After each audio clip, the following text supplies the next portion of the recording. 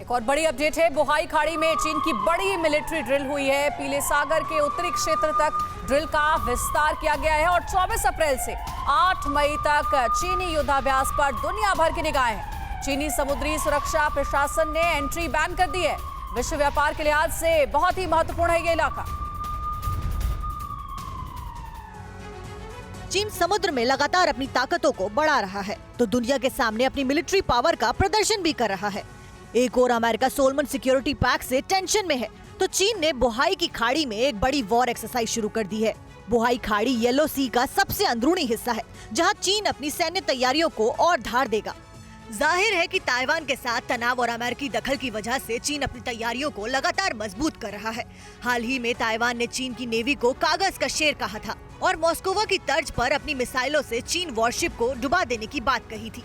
हालांकि पिछले कुछ वक्त में चीनी नेवल ताकत में काफी इजाफा हुआ है और कई मायनों में ये अमेरिकी नेवी से भी बेहतर आकी जा रही है। विस्तारवादी चीन का इरादा सिर्फ जमीन पर कब्जे का नहीं बल्कि समुद्र पर बादशाहत का भी है। चीन लंबे वक्त से इसकी तैयारी कर रहा है। साउथ चाइना सी से लगने वाले ज्यादातर देश पहले से ही चीनी अतिक्रमण से परेशान हैं। तो चीन भारत, ऑस्ट्रेलिया, जापान जैसे देशों की समुद्री सीमा पर भी अतिक्रमण करने की प्लानिंग में आगे बढ़ रहा है।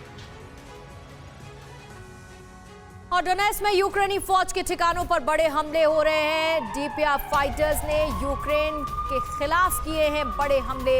यूक्रेनी फौज का बारूद भंडार खाक करने का दावा भी किया है। डीपीआर फाइटर्स ने हमले में ड्रोन का इस्तेमाल करते हुए बड़ा नुकसान पहुंचाया है।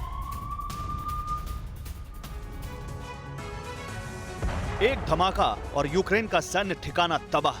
यूक्रेन के खिलाफ जंग में रूस की सेना और उसकी तरफ से लड़ रहे फाइटर्स ड्रोन का खूब इस्तेमाल कर रहे हैं। ये वीडियो डोनेट्स्क पीपल्स रिपब्लिक यानी डीपीआर की तरफ से जारी किया गया है। दावा किया गया है कि वीडियो में दिख रही इमारत में यूक्रेन की फौज ने अपना अड्डा बनाया था, लेकिन डीपीआर की आर्टिलरी की मार ने उसे धूल में मिला दिया। इस मिशन को अंजाम देने के लिए डीपीआर की फौज ने क्वाडकॉप्टर यानी ड्रोन की मदद ली। ये वीडियो भी डोनेट्स्क का ही है। यहाँ डीपीआर के लड़ाकों ने गोला बारूद ले जा रहे यूक्रेन की सेना के काफिले को तबाह कर दिया। डीपीआर का दावा है कि इस हमले में यूक्रेन को भारी नुकसान हुआ है। रूस का तोपखाना यूक्रेन की फौज के लिए बड़ी मुसीबत बना हुआ है। ये तस्वीर कीव की है। पीछे हटने के बाद भी रूसी फौज कीव पर इनका भरपूर इस्तेमाल कर रही है। रूस की आर्मी ड्रोन की मदद से पहले यूक्रेन के सैन्य ठिकाने का पता लगाती है।